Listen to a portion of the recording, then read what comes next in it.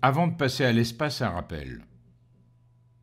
Quand on était en troisième, au collège, on s'est intéressé à des équations de droite. On les obtenait à partir de fonctions affines, du type f de x égale ax plus b. Qu'est-ce que ça voulait dire concrètement?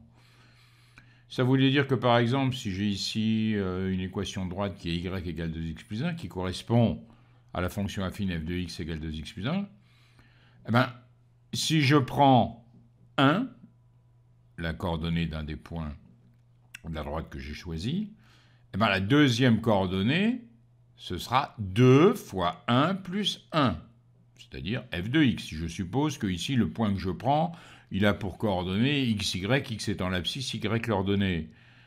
Regardez bien, si je prends notre point à la droite, 2 fois 2, 4, plus 1, ça fait bien 5. Si j'en prends un autre, 2 fois moins 1, ça me fait moins 2.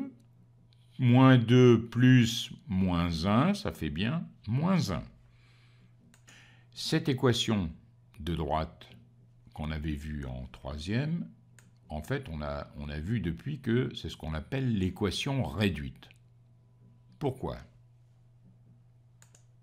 Équation réduite parce que on préfère utiliser ce qu'on appelle l'équation cartésienne. L'équation cartésienne du droite, elle est du type ax plus by plus c égale 0 avec a, b, c étant des réels.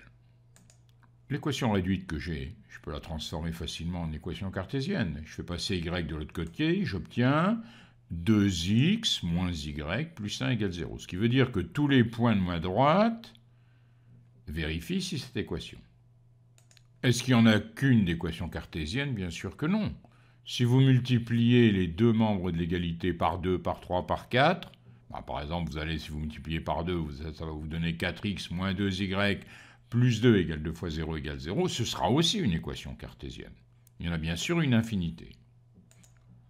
Quelque chose d'autre qu'on a vu qui est intéressant, quand vous avez votre équation cartésienne ax plus by plus c égale 0, vous savez que moins ba, dans cet ordre, ça vous donne les coordonnées d'un vecteur directeur. Ici, dans mon exemple, j'ai 2x moins y plus 1.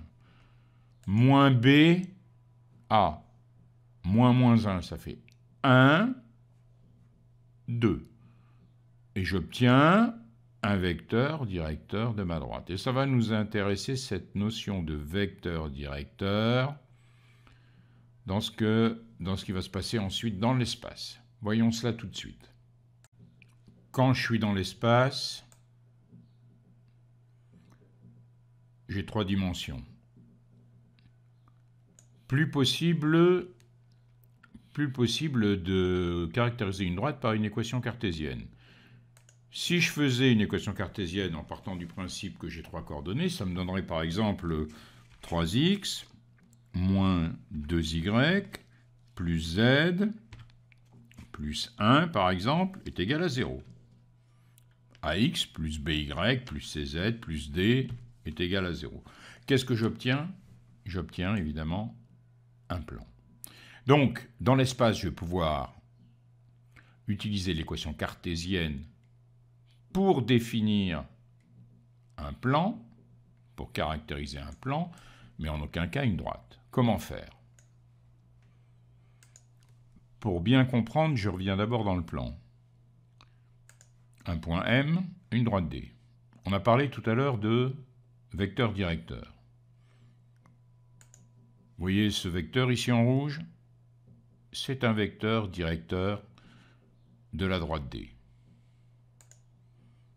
Voici un point particulier de D, un point A. Eh bien, rien qu'avec ce point que je connais, un point fixe A, et un vecteur directeur, je vais pouvoir caractériser l'emplacement de tous les points M possibles. Regardez bien ici, AM est exactement égal, dans mon exemple, à 2 fois U. Si je vous dis que le point M est placé de telle manière que le vecteur AM est égal à 2 fois le vecteur U, vous saurez placer le point M. Tiens, on peut modifier l'emplacement du point M.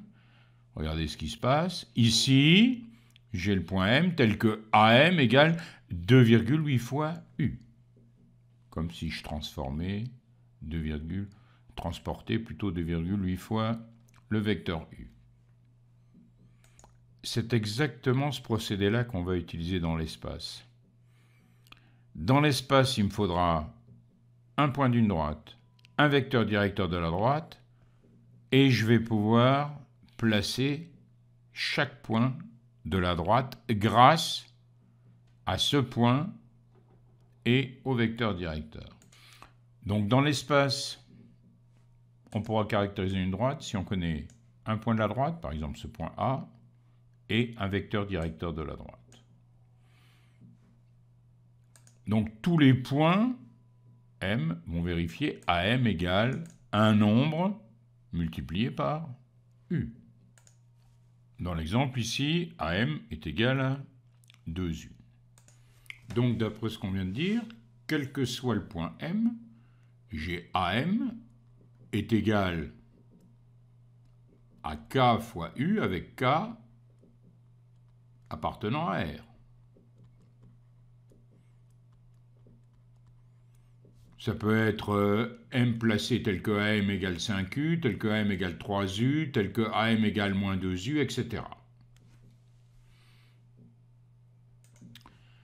Dans l'exemple, ici, j'ai eu de coordonnées 1, 2, 3. J'ai A, le point de départ qui est de coordonnées moins 2, moins 3, 1.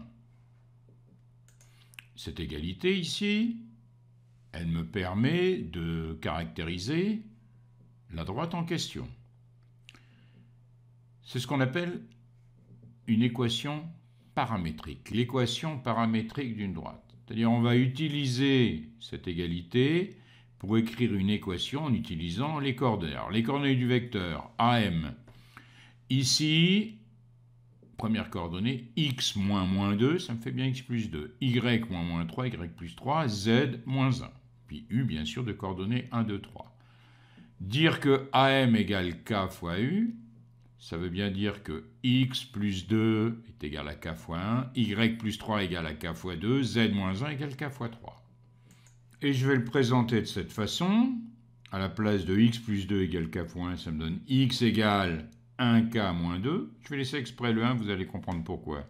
Y ici est égal à 2K moins 3, et Z égale 3K plus 1. C'est ce qu'on appelle l'équation paramétrique de la droite. Le paramètre étant bien sûr K. Et vous retrouvez ici 1, 2, 3 qui correspondent aux coordonnées du vecteur directeur, moins 2, moins 3, plus 1, les coordonnées de A. Donc il existera forcément un cas quand vous aurez un point M de coordonnées x, y, z de la droite. Une petite application, donner une représentation paramétrique de la droite passant par les points A et B, dont on a les coordonnées ici. Qu'est-ce qu'il me faut? Un point, là j'ai le choix, j'ai deux points de la droite. Il me faut un point, un vecteur directeur. Comme vecteur directeur, je peux prendre par exemple AB. Les coordonnées de AB, 3 moins 1, ça me fait 2, 2 moins moins 2, 4, moins 1 moins 3, moins 4.